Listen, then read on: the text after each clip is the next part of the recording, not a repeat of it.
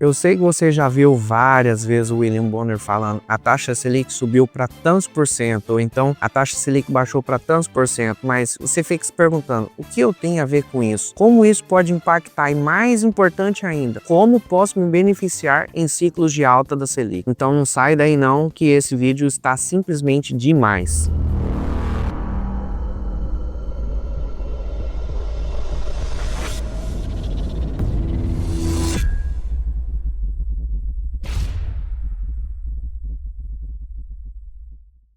Fala galera, Maurinho aqui, e no vídeo de hoje eu vou mostrar o que é a taxa Selic, quais os impactos dela na economia e como que se chega na conclusão de quando é a hora de elevar a taxa ou de baixá-la, assim como quem dita essas regras. Mas antes de seguir com o vídeo, peço encarecidamente que curta esse vídeo, se inscreva no canal, ative o sininho para receber notificações de vídeos novos, beleza? Então sem mais delongas, bora lá para o vídeo conhecer logo que taxa é essa e o que ela representa para o mercado. Para falarmos sobre taxa Selic, primeiro precisamos entender como de fato funciona a economia do nosso país. Precisamos entender mais sobre as políticas do Banco Central, o que é o Copom, qual a função da CMN, o que é meta de inflação e o quão malvado pode ser o bendito do IPCA. Mas fica tranquilo, pois mostrarei passo a passo para você entender de vez como funciona tudo isso. O CMN, que é o Conselho Monetário Nacional, é o órgão que está no topo do sistema financeiro nacional e tem responsabilidade de formular a política de moeda e crédito no país. É ele quem determina as regras para o funcionamento do mercado financeiro. Porém, não é ele quem executa as regras, ele apenas fiscaliza e controla. Este conselho é composto pelo ministro da Economia, presidente do Banco Central e secretário especial da Fazenda. O CMN tem uma função importantíssima, que é a definição de uma meta para a inflação no horizonte da nossa política monetária. O Índice Nacional de Preço ao Consumidor Amplo, nosso IPCA, também conhecido como inflação,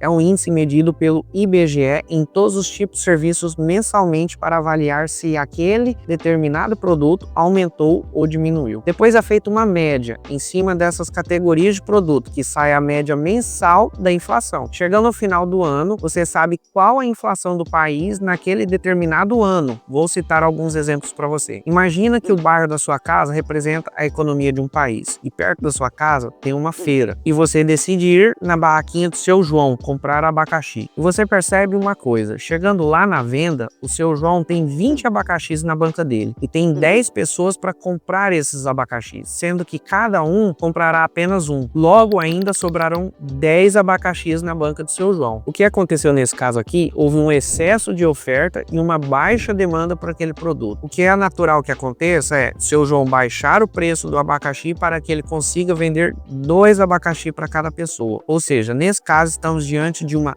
deflação. Vamos citar uma situação inversa. Vamos imaginar agora que o seu João tem os mesmos 20 abacaxis, porém agora tem 20 pessoas querendo comprar 2 abacaxis cada uma, totalizando 40 abacaxis. Nesse caso, não tem abacaxi para todo mundo. E o natural que aconteça é que o seu João suba o preço do produto a ponto de cada um levar apenas um abacaxi. Ou seja, estamos diante de uma inflação. Sabendo agora como funciona a inflação, vamos entender para que serve a meta de inflação. A meta de inflação é uma faixa que determina o valor máximo e o valor mínimo que a inflação poderá ter para os próximos anos. E isso é de extrema importância na vida das pessoas, porque ela mostra em qual percentual as autoridades esperam que a inflação fique, ajudando no planejamento financeiro das empresas e dos investidores. Essa meta de inflação também serve para que direcione ações do governo, evitando assim gastos desnecessários, ocasionando um aumento excessivo na inflação, fazendo com que ela fique fora da meta estabelecida pelo Conselho Monetário Nacional. O responsável para tentar manter essa inflação para que ela fique dentro da meta estabelecida pelo CMN é o Banco Central, tendo como uma das medidas a alteração na taxa básica de juros, ou seja, a Selic. E a inflação é justamente o gatilho que servirá como parâmetro para saber se a Selic subirá ou cairá.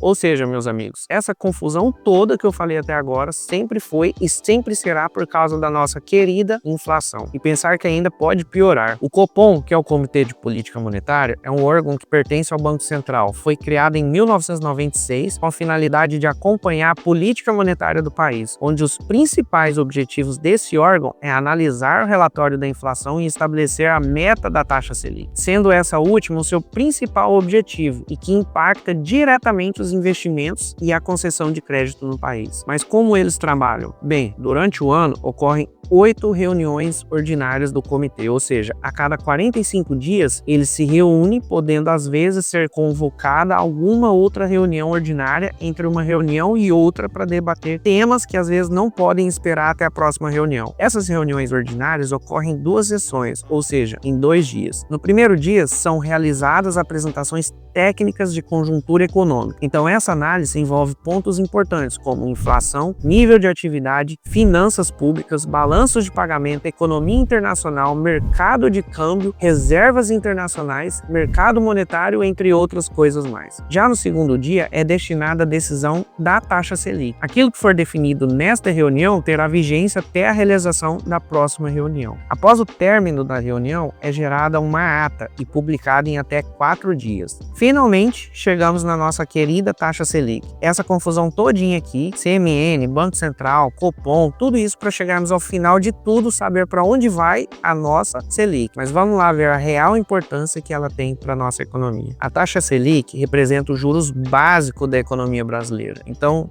sua movimentação influencia diretamente todas as taxas de juros praticadas no país, seja o que o investidor recebe ao realizar uma aplicação financeira ou o que o banco cobra ao conceder um empréstimo aos seus clientes. O objetivo da Selic é assegurar a estabilidade da economia e evitar descontroles de preços. Então, para saber se a Selic subirá ou cairá, é analisado a meta de inflação, que hoje no momento que gravo esse vídeo está em 3,25%, tendo uma margem de 1 pontinho para cima, sendo o teto, ou para baixo, sendo o piso. Então, a principal estratégia da política monetária é influenciar a quantidade de dinheiro que circula na economia. Não é difícil entender, quanto mais dinheiro estiver disponível, maior a tendência das pessoas em consumirem. Então, quando aumentam a demanda da sociedade por um produto ou serviço, é natural que subam os preços. O que acontece ao contrário também. Baixa demanda, os preços caem. E é exatamente aqui que entra a Selic.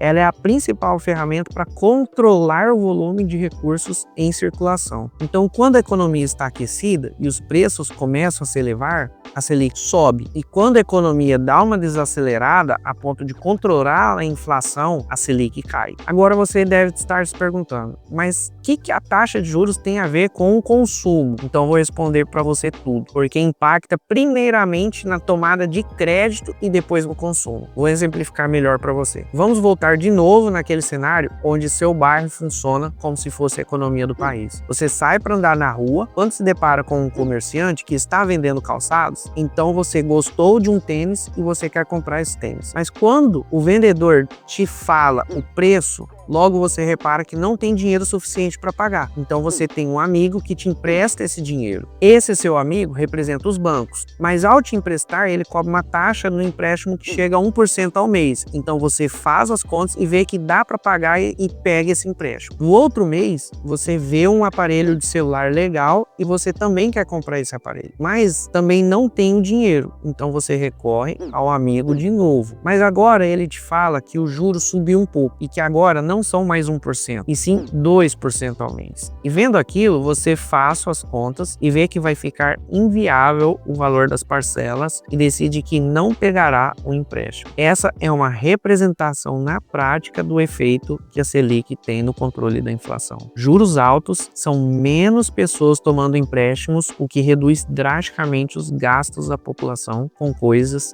e itens não essenciais, como compra de carros novos, construções de casas, compra de eletrodomésticos e por aí vai. Agora vou trazer para a realidade que vivemos nesses últimos anos. De 2019 para cá, vivemos os dois lados da moeda quando se diz sobre juros. Entre os anos de 2019 e 2020, vimos uma redução bem expressiva na taxa de Selic, por conta que nossa inflação estava bem controlada, chegando ao preço médio de 2% ao ano. Então surgiu a pandemia e vários lugares, não só no Brasil, mas no mundo inteiro, iniciaram um lockdown, fechando muitos comércios, ocasionando uma grande escassez na oferta de produtos e serviços. As fábricas e indústrias estando paradas não produzem. No Brasil, tivemos uma outra ocasião que foi o auxílio liberado pelo governo federal, ou seja, injetaram dinheiro diretamente na economia do país. Então, mais dinheiro em circulação e escassez de mercadoria, desencadeando um aumento expressivo na inflação. Algo que ocorreu no mundo todo. Diante dessa situação, os bancos centrais no Brasil e no mundo iniciaram uma subida na taxa de juros dos seus respectivos países, com o intuito de frear a inflação que vinha tomando conta em todos os lugares. Então aqui no Brasil, saímos de uma taxa de 2% em 2020 para uma taxa de 13,75%, onde manteve a taxa de juros na última reunião que ocorreu do Copom na data de 1º de fevereiro de 2023. E aí, galera, espero que tenham gostado do conteúdo. Não se esqueça de curtir o vídeo e se inscrever no canal e ative o sininho para ser notificado de vídeos novos. Já deixa aí nos comentários se você tinha noção que a Selic era tão importante na sua vida desse jeito. E se você tem esse costume de observar o cenário da taxa de juros no país quando você vai financiar alguma coisa, seja casa, carro ou até mesmo um aparelho de celular. Se você não tem esse costume, é bom começar a ficar de olho para não entrar em juros altos. Fechou? Vou ficando por aqui. Siga minhas redes sociais que eu vou deixar aqui na descrição e até o próximo vídeo. Valeu?